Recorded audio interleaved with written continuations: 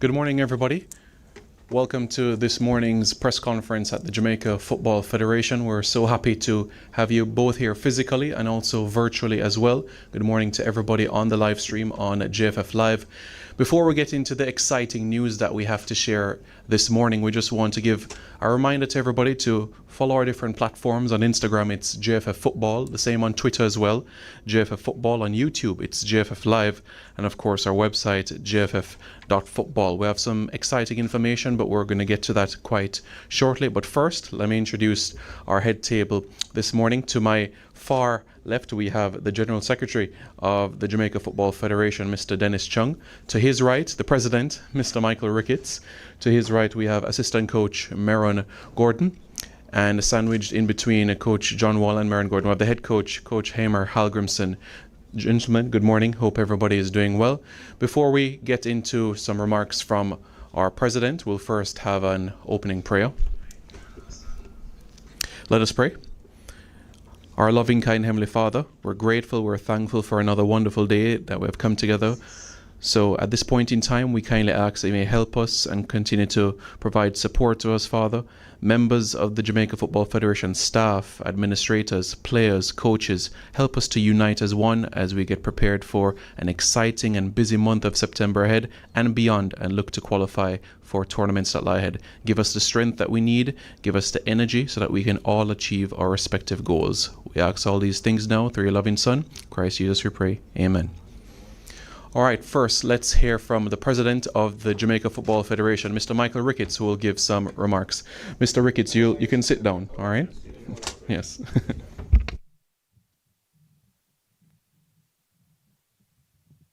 you very much, Mr. Master of Ceremonies. I'm impressed with your ability to pray, sir.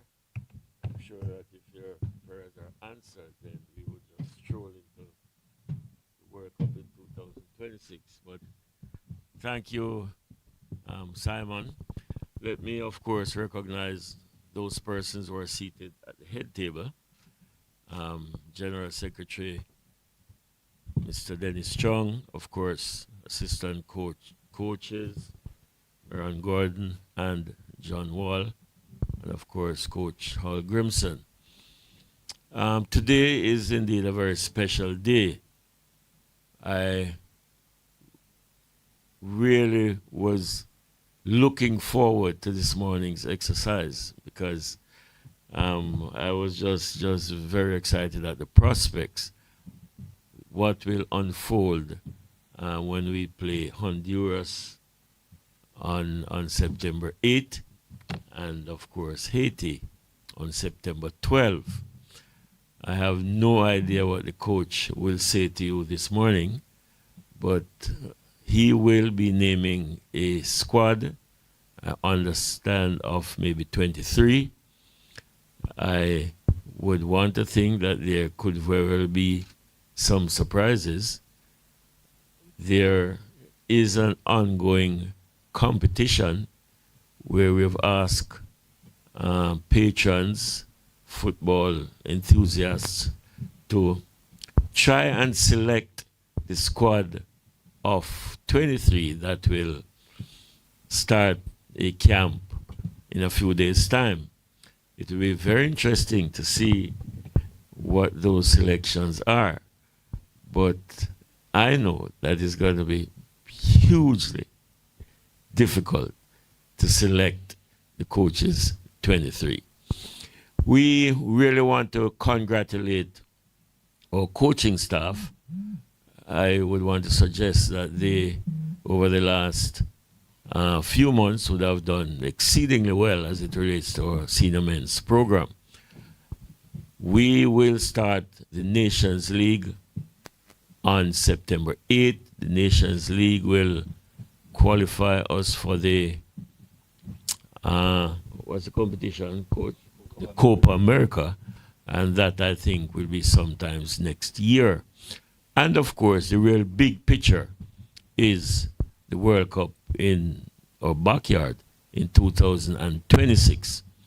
To the players that will be selected, I really want to wish you well. I hope that you will be tough mentally. I hope that you will maintain a level of physical conditioning that will make you very competitive when you get on the field of play. It will be remiss of me not to mention the exploits of our Reggae girls. And certainly, we must use this opportunity to again say congratulations to the technical staff, to our sponsors, and to every single person who would have supported the program of our Reggae girls. When we took office, meaning this JFF administration, our Reggae girls were ranked 119th. Now they're ranked 37. This is no ordinary achievement, no ordinary feat. And congratulations to every single stakeholder ought to be expressed.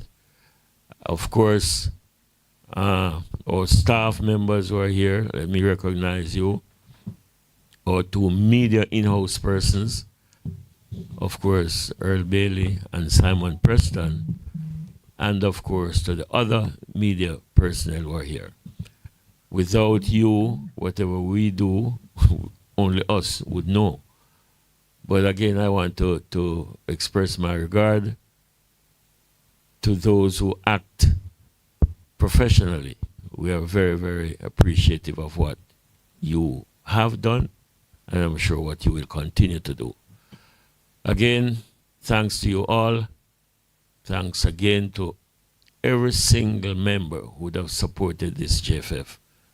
We would have done well, contrary to what the minority may think, but this JFF has done well. Congratulations, coaches. Congratulations to the players that will be selected. And hopefully, after the 8th and the 12th, we'll have a lot to be happy about, and certainly we'll be in a position with 6 points in the bag going forward. Thanks again. Over to you, Simon. Thank you very much, Mr. President. Much appreciated there.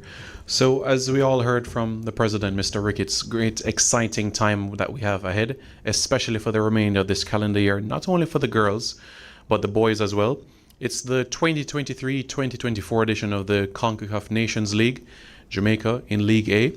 And of course, in Jamaica's group, there's Haiti, there's Suriname, there's Cuba, there's Grenada, there's Honduras. Jamaica will be in action this month against Haiti and Honduras. Firstly, Honduras on September 8th and Haiti on September 12th. In October, Jamaica will play Grenada away on October 12th and Haiti away on October 15. Now, this CONCACAF Nations League serves as a qualifier for the Copa America, which will be held in the United States next year. In order to qualify for this competition, Jamaica, we will need to finish within the top 6. So after this group stage, the top 2 teams from the group stage will qualify for the quarterfinals. And if you win your quarterfinal, you automatically qualify for the Copa America. If not, then there will be a second opportunity via the playoffs in order for Jamaica to qualify. So we were there in 2015, we were there in 2016, and looking to make our third appearance at this Copa America tournament. On the girls' side of things, as we know, September 22nd, against Canada, the first leg of the Olympic playoffs, the second leg in Toronto on the 26th, and that will be the last ticket for CONCACAF for the Paris 2024 Olympics. As we know, we have a good omen with France. France 98, 2019 in France, the Olympics next year, also in France. So we're certainly looking to create more history, especially in France, by qualifying a team to the Olympic Games. That would be a first for Jamaica. So we're going to have some remarks from our head coach, Coach Heimer Helgrimson, and then afterwards we'll get into the squad announcement. But Coach, over to you. Thank you. Thank you, Simon. Am I on? Am I on? Okay. So, like previous people here speaking, I like to start from our behalf to congratulate the Reggae girls for their successful World Cup campaign. Showed noticeable spirit, good attitude, good team spirit, and solid, especially solid defensive performance that all teams should start to try to build, and we can learn from them, start to build from defense and going forward. And that success, their success, will give us energy into our games coming up now in September. Again, also under 15 did a good tournament, made it to the semi-final, isn't it? Yes, made it to the semi-final. So a lot of positivity surrounds Jamaican football at the moment, and we should try to use that to our benefit to go forward. Before we talk about this upcoming matches, upcoming squad, I like just to look a little bit in the mirror and look backwards to the Gold Cup. We were very satisfied with that tournament, even after analysing the matches after the tournament. They even felt better than when we were in the tournament in itself. So more positives from analysing the games. We feel that we are getting stronger as a unit. We are getting stronger as a team. Good performances from players. There were new faces coming into this tournament with very little preparation period prior, and we were really happy with these new faces, new additions, and we know these players will grow into the team, play even a bigger role than they did in the Gold Cup. So lot of positives. If we talk tactically, we know we can improve in areas like in the attacking game, better ball position, keeping ball possession. We can improve that, will improve that, but these things, they take more time than organizing a good defense. But we build on a strong and solid defense in the future. You want to add something to the Gold Cup, guys? Well, overall, it was a pleasant experience. I think the time spent will only benefit us in the future. And the fact that we're at this stage and the initial step with Gold Cup is hopefully just going to propel us further along in our process.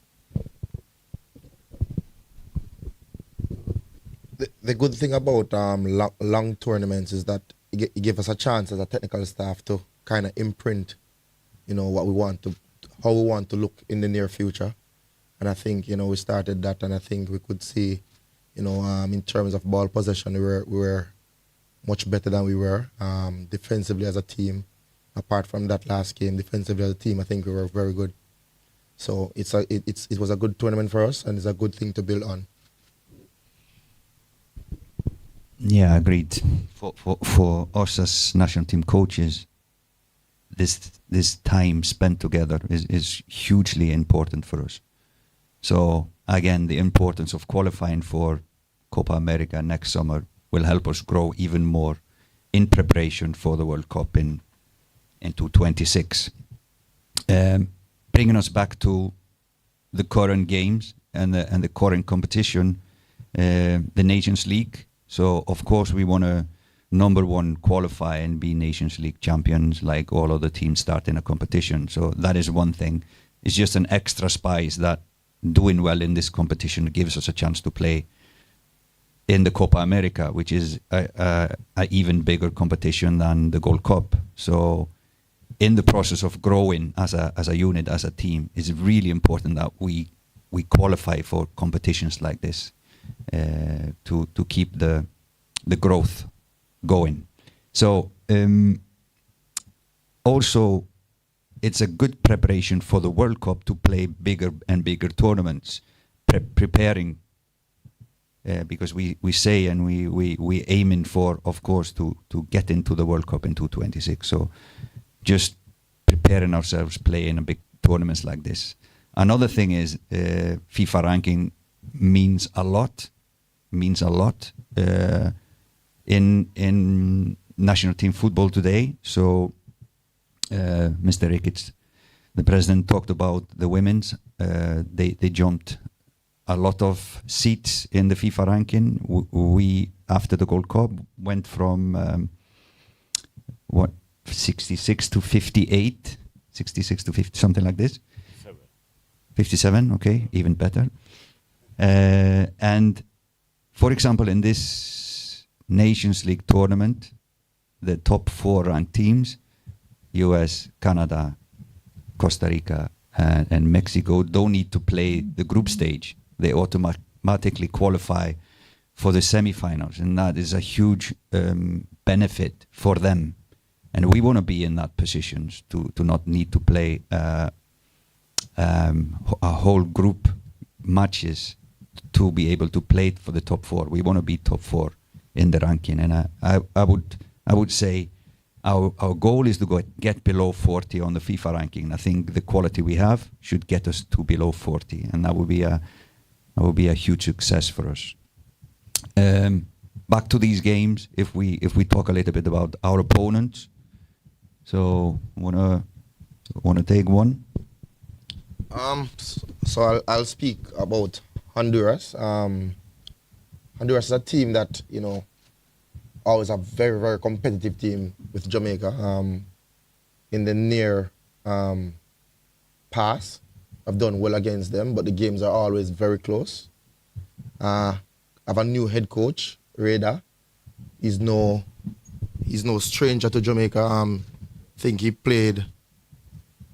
coached 3 teams, played against Jamaica before: Chile, Colombia, and Honduras. You know, he was in Honduras before, went away, he's back now. A lot of these players played for him very young, so he knows these players very well.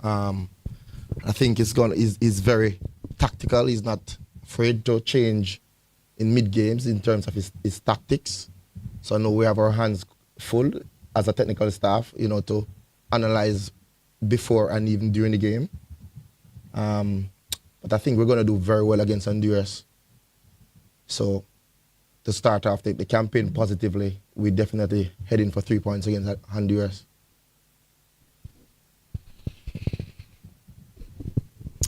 And Haiti, obviously, from our standpoint, unanimously as a technical staff, is that we feel that it was one of the most improved teams in the whole of CONCACAF. I would say that Gabriel Calderon Pellegrino, an interim coming in, who was before that technical advisor and even helped the women's, really structured them well, and they have a pretty solid organization. I would say that the core is pretty strong, and they're a pretty frenetic and intense opponent.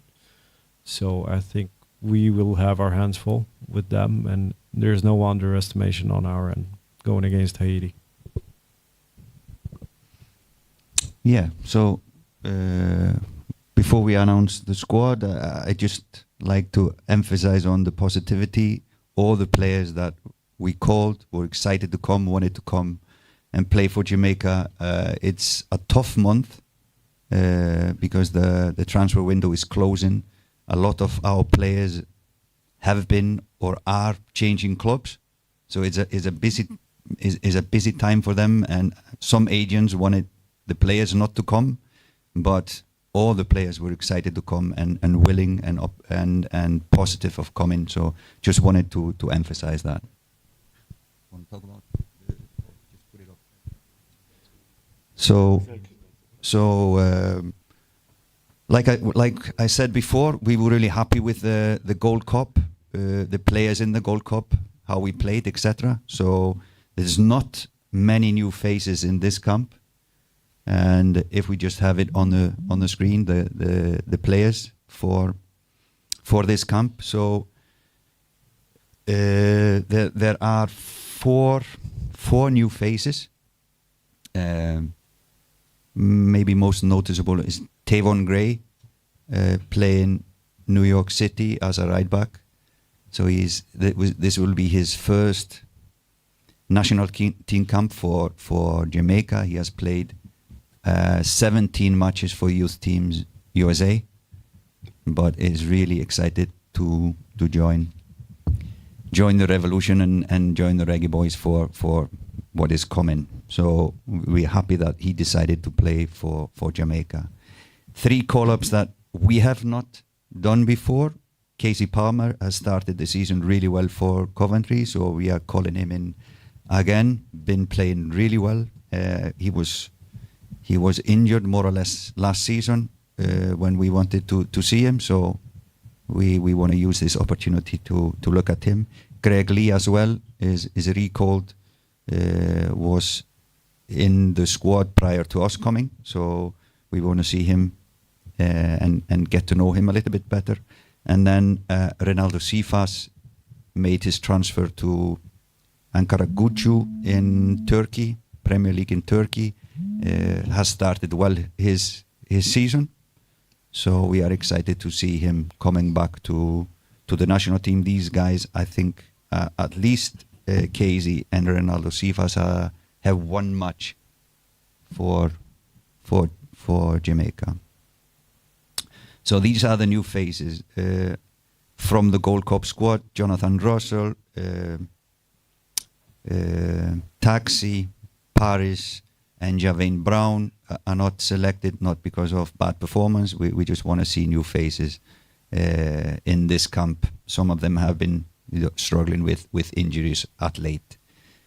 Maybe just before we finish on the players, Corey Burke has been struggling with injuries. It's doubtful. We are still talking to him and the club, but if he is not, then Demari Phillips will be with the squad. So it's already decided who would fill his spot.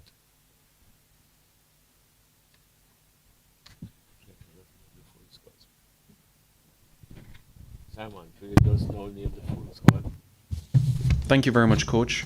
Really appreciate you giving that comprehensive update for us. So for the benefit of those who are physical at the Jamaica Football Federation headquarters and not virtually, I will name out the names so that everybody can be able to see it.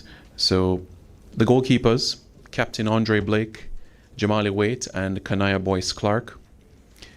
Defenders, Damien Lowe, Tavon Gray, Ethan Pinnock, Amari Bell, Dishon Bernard, Dexter Lembikisa, Adrian Mariappa, Greg Lee.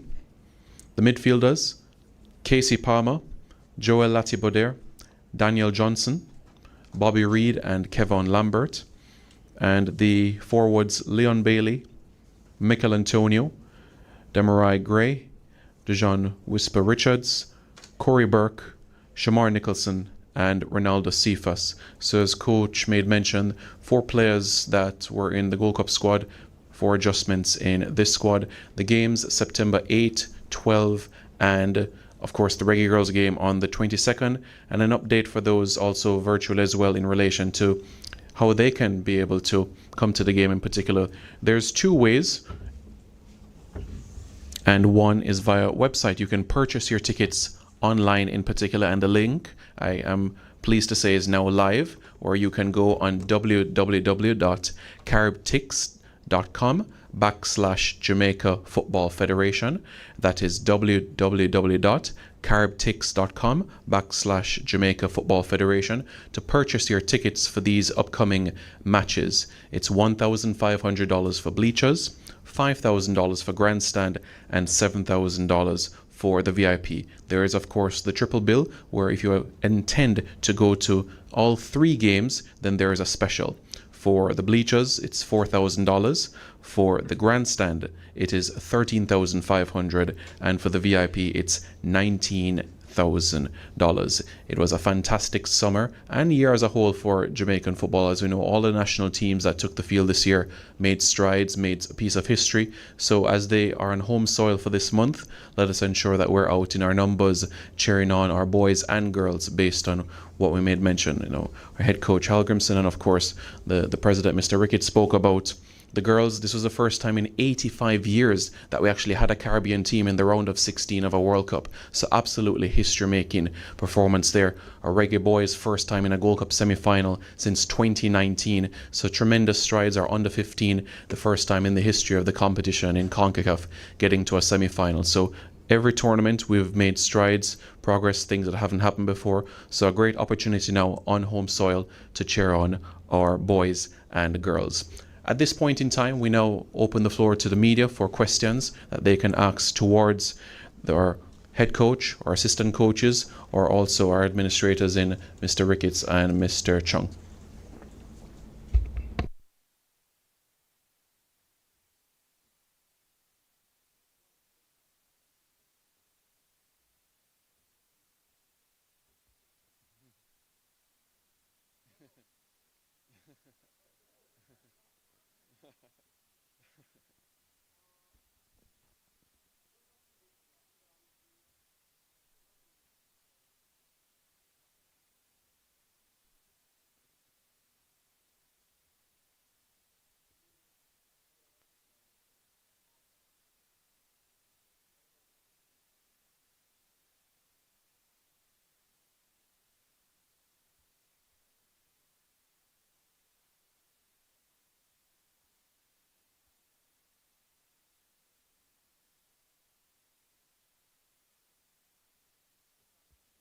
You can use your microphone, Mr. Chung.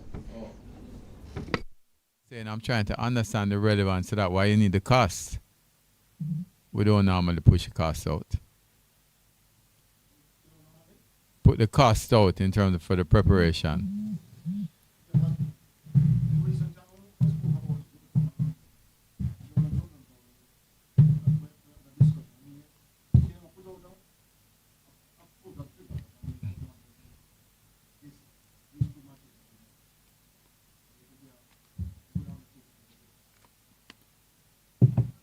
Well, as I indicated, I mean, carrying a team and preparing them and everything, it costs us approximately, it can run between, depending on flights, accommodation, everything, $30 to $40 million.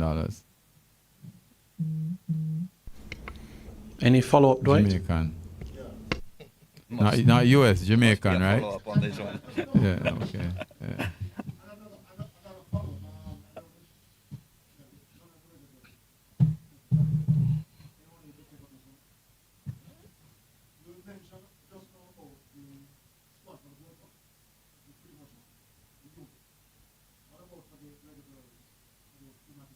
The squad? I can't talk to that. If I or the president answer that, you're going to tell us we're interfering. So we'll wait on the coach. Right, Libby? Yes, Dwight. So that game is a 20 seconds, so a little bit more time before the women's squad would be announced. So this is strictly for the Reggae boys in the upcoming Nations League assignments. Anyone else with any questions presently?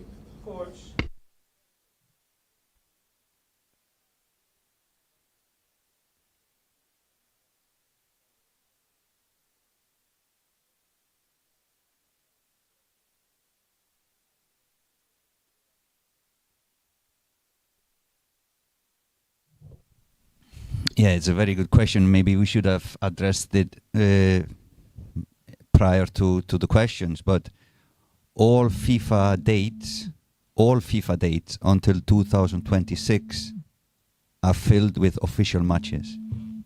So it's not an option on FIFA dates to select who we play. It's official matches. All FIFA dates until 2026.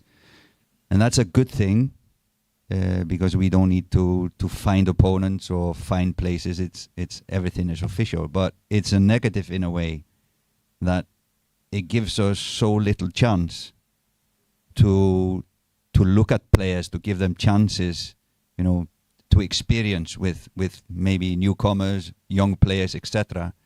So we need to find opportunities to, for example, in January, when we at least can take players from the US to give them a friendly to look at them.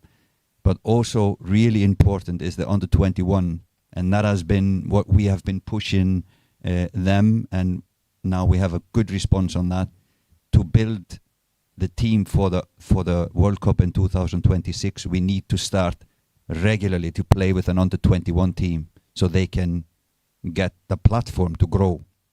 Maybe John can add to this one. Yeah, because of the lack of maneuver.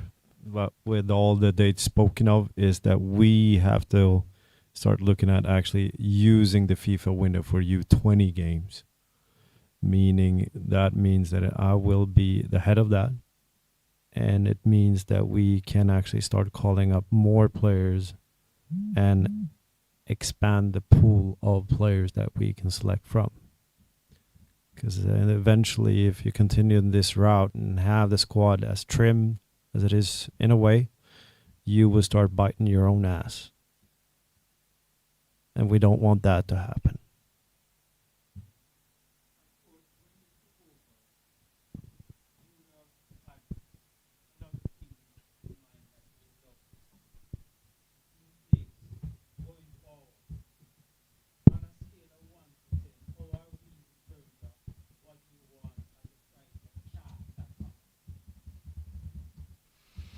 Well, I think it's a goodwill to raise the bar.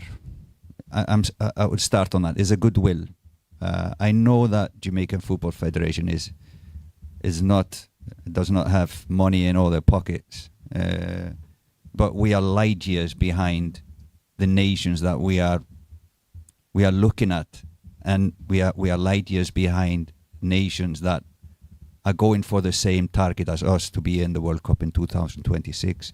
In regards to facilities, in regards to the setup, in regards to infrastructure. So, but there's a goodwill. Everyone is trying their best, but these things take time, and we acknowledge that. But there's a lot of things that we can improve here in the JFF, in the coaching staff. But we are trying to raise the bar. We know that it will take time. Some things we need to wait a longer time for than others. Something we can change immediately, but it just takes hard work and a smart work to improve these things. But on a scale from 1 to 10, maybe 5.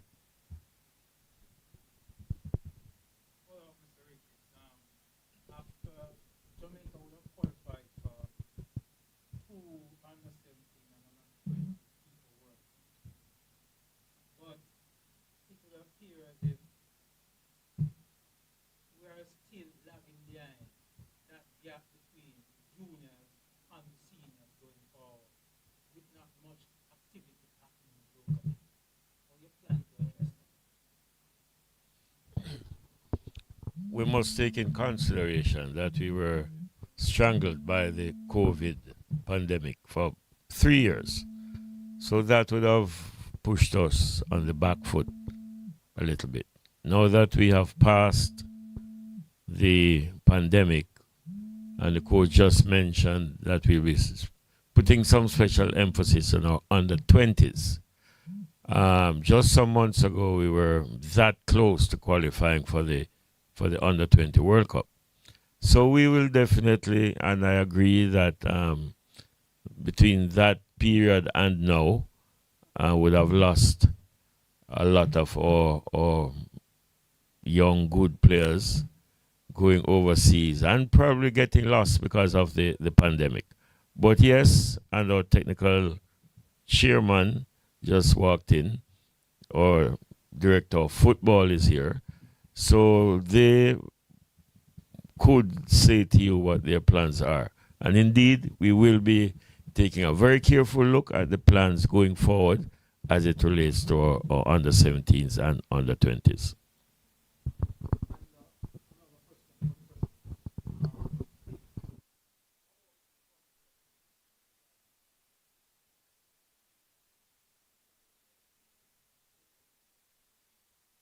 Still actively in the marketplace. We are getting some sponsors on board, some new sponsors.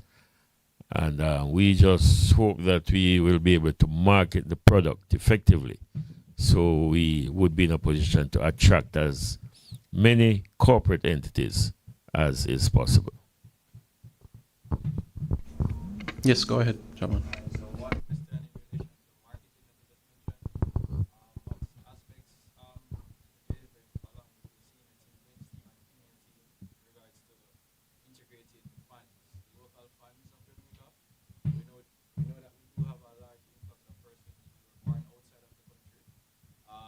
What's the JFF's plan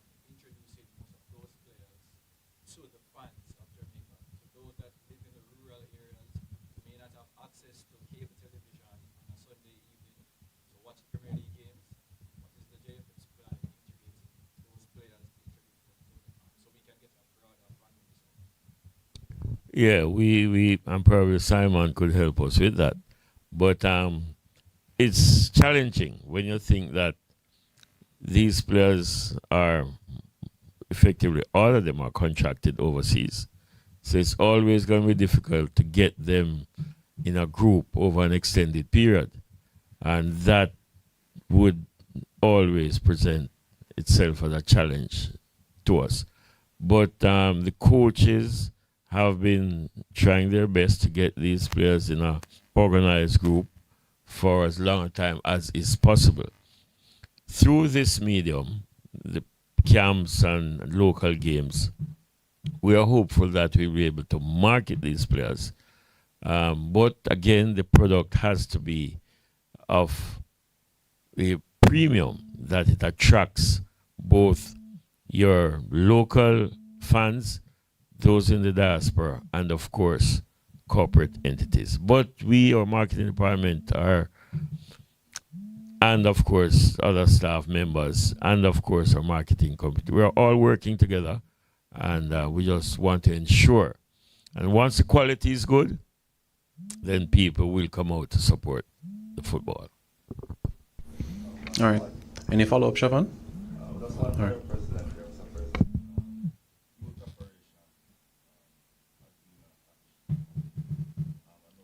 Say that again.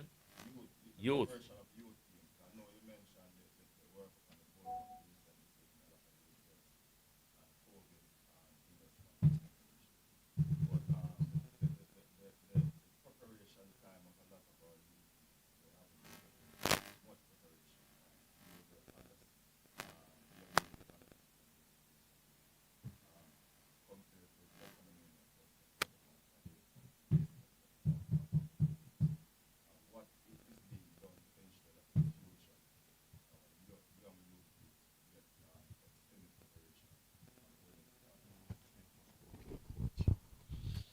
Yeah, and this certainly is an issue. And we must blame our technical department, and we must blame our technical director, because a number of times we do not get these squads together on time. We do not make the necessary preparation, and like you would have mentioned, or under 17 girls, I honestly think they were underprepared. We must be more decisive in doing things like these. And it can't be that a week before a tournament that you know of the tournament. So we must work a little harder. We have to be far more strident in what we are doing in relation to preparing our teams. Of course, like I've said, we have 12 teams, 6 on either side of the gender, which you have to take care of. That in itself is a huge challenge. So we just need to find a way to navigate these issues and these, because the truth is that, and I heard Simons say it some years ago, that up to probably age 18 or 19, we are comparable to most countries in the world. But it's for us now to be able to make the transition from being a teenager into being an adult. So we must work on that.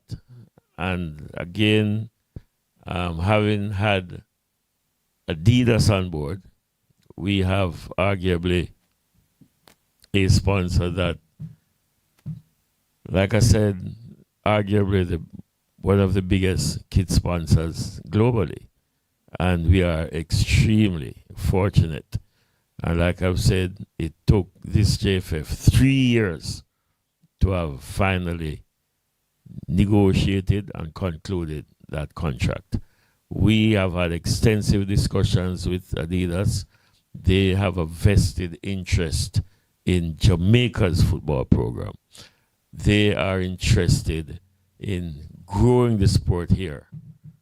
And we want to ensure that we make the necessary adjustments, the necessary changes, so that, because sponsorship is an investment, that the sponsors get their pound of the flesh.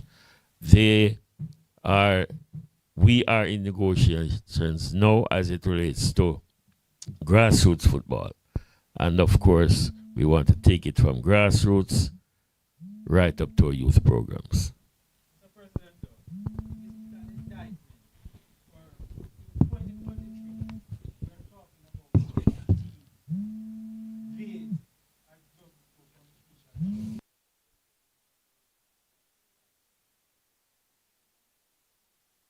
I think the president did accept that the technical department, which is a part of the JFF, would have been responsible for that.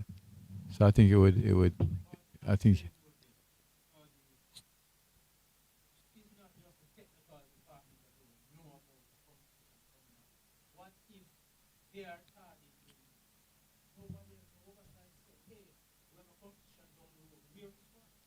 yeah, man. So the president has accepted it. So what you're saying, the president has accepted. What I can say is that after the game, I spoke with the coach, right, the under 17, and he brought up that matter, and I told him to submit something to the technical director and the technical chairman about ongoing camps, which he wants to have at least once every 3 months. So I think the president has accepted that, and has said that coming out of COVID, it was a difficulty, and the other issue that we've had also internally is that this is probably the busiest year ever for JFF, and you know, a part of the challenge which the president is trying to address, having discussions with him, is that we need to have more training facilities too, because when we, for example, we had the under 15 and the under 14, and we're juggling this one training center, and it's not that we weren't trying to get other places, but they just were not available. So it's difficult to have a camp without a training facility and dorms to put up persons. Those are things, I don't know if the president would want to speak further about his plans that he has in the pipelines for looking at other centers across the island. But you would know that Jamaica, and I know our coach himself has said that if Messi came here, he would be averaging 2 weeks, right, coach? Because there's no pitches. I mean, we're trying to have an international match even from an organizational level. And for the U17, for example, we had one option, which was Sabina Park, because our national stadium was hosting an R&B singer, right? And Catherine Hall is under construction, right? There are the 3 places we can host an international match, really. So, you know, it's capacity issues too. So, President, I don't know if you want to talk about the plans for the other centers across the island. President? Pardon?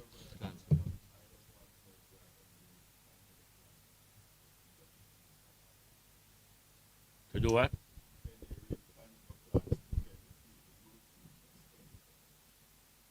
Yeah, man. So I just spoke with the fact that the coach is going to submit something to the technical chairman and the technical director, and I would suspect that that is something that is going to be across the board, across all the youth teams. So that will be done, Livy, right? But the president will tell you about his enormous plans for a center in each parish.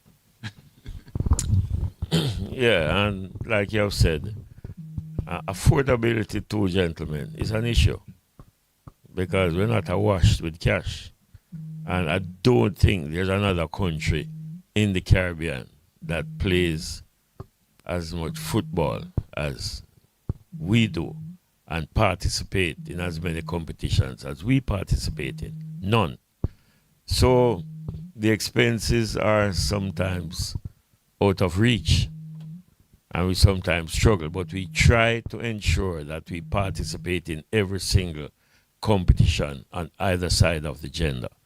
So, like you have said, I mean, people looking on will think that, yes, the team wasn't properly prepared but there are a number of issues. And like Dennis said, lack of enough training facilities. Because when we have 5, 6, 7 units participating, we only own one center.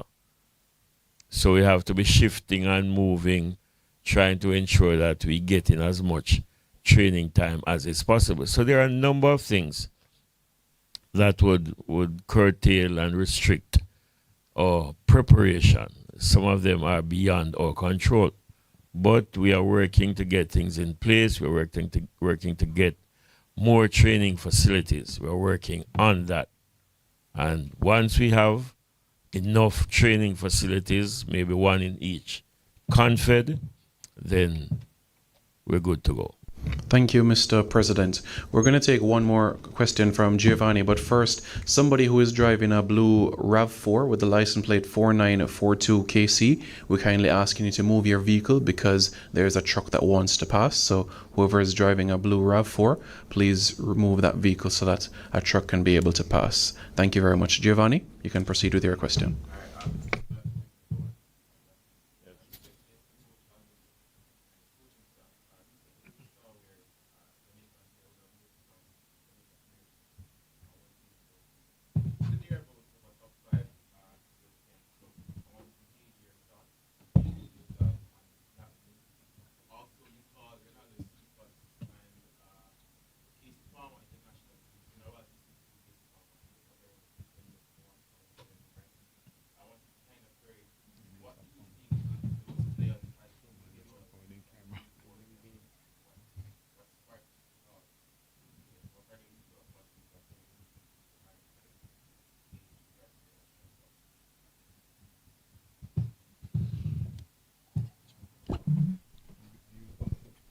So a very interesting move from Trivante to go to Salernitana. I know that club a little bit, so it's going to be worthwhile looking at when and if he gets a playing time. It's a good team, fantastic city, and we are really excited to see how he will develop there. I hope he will soon get some playing times, but we will see. Another move, of course, from school football to Chelsea was even more, detectable from Whisper to Chelsea is another really big move, and it shows, like has been said here, the talent is here. But of course, the league within itself is not very high level if you look at the world around you. So mostly the best players will leave the Jamaican Premier League at some point to clubs. So the Trivante move to Salernitana is really interesting. You mentioned another one. And then you mentioned Cephas and Casey Palmer. Yeah. They bring. So I must say that Meron Gordon has been pushing me to look at Cephas, so I've been looking at him more than maybe I would have. But he's very interested in the way he's very explosive. So he has a good speed, technique. On an average, I think in Macedonia he played 30-something games, scored 11 goals, so 1 in 3.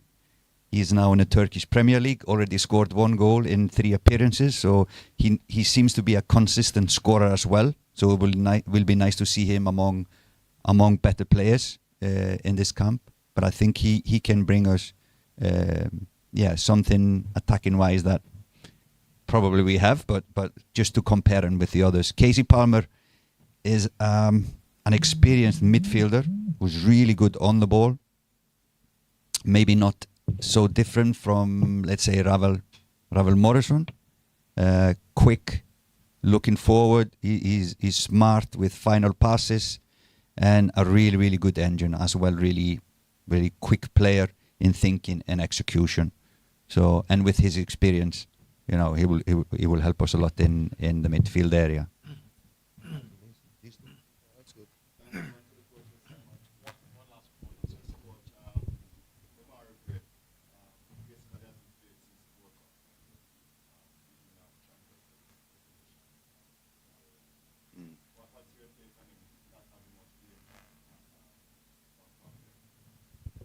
Yeah, of course, we as coaches would like our players always to play all matches and as many as possible at the high level. We've been monitoring his situation, and it's been quite strange. He is changing clubs, or was changing clubs, but it collapsed. So it's been a twist in his transfer. He's working really hard. He's training really hard, and very motivated to come and play. I would say the same situation with Shamar Nicholson. He hasn't been playing. He's changing clubs. So, like I said, this moment for football players, early January, end of August, is always difficult because the window is closing. There's a lot of options. You need to look at all the options. So it's a difficult moment. There are more players that are not playing. Now, Dijon Richards is not. He's not 18 yet, so he cannot go to England. So another one that hasn't been playing much. But normally, this is the situation for national teams in September.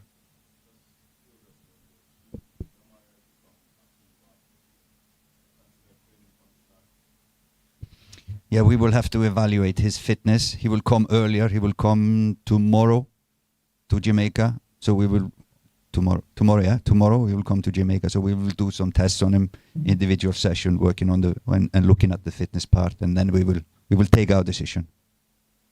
Thank you very much, Coach. Thank you very much to the members of the media as well. We look forward to your exciting stories as well later today when the squad is revealed publicly across the different platforms, TV, radio, print, online as well.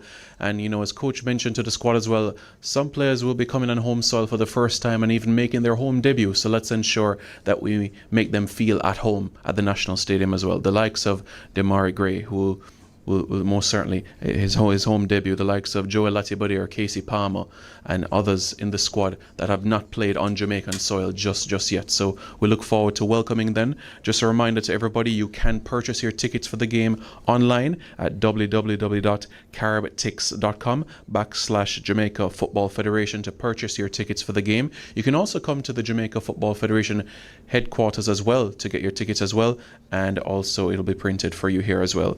Bleachers $1,500, grandstand $5,000, and also VIP $7,000. The team will get into camp next week. Thank you very much to everybody who has tuned in as well, on live as well, and also to the technical team as well that has set up everything in the production element. OC, Siobhan Peart, MG, thank you all so much for putting on this immaculate job. The president of the Jamaica Football Federation, Michael Ricketts, our GenSec, Mr. Dennis Chung, coaches as well. Thank you. Yeah, that's right. Coach Halgrimson and our assistants, John Wall and Maron Gordon as well. Thank you very much, everybody, and have a pleasant rest of the day.